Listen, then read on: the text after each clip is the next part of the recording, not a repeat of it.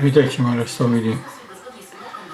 Dzisiaj przed godami, a właściwie to już prawie że w godach, miałem okazję być na takiej bójce niemieckim, do której muzyka napisał jeden Rus. A nazywa się to Nussknacker. Po polsku dziadek do orzechów.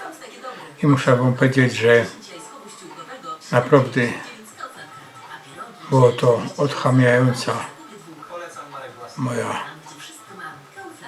mózgownica okazję.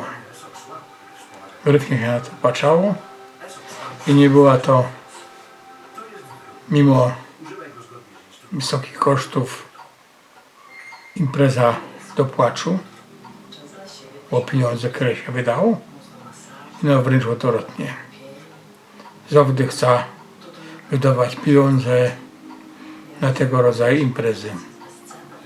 I oby mi się więcej razy zdarzyło, co bych się mógł na takie coś wybrać, bo powiem tak, Jota Myrsin widział Kejsik jako bojkę animowaną.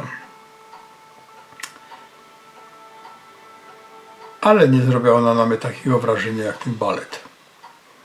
Bo jako balet się pokazała richtig wzoce. Chętnie mogę powiedzieć każdemu z was, jak macie możliwość, jak wam się uda, to idźcie, werci się, naprawdę werci się, bo jest tam dużo takich spraw, o których się werci zastanowić. No to do widzenia, mu się darzy jako mnie, albo jeszcze lepiej z pomboczkiem.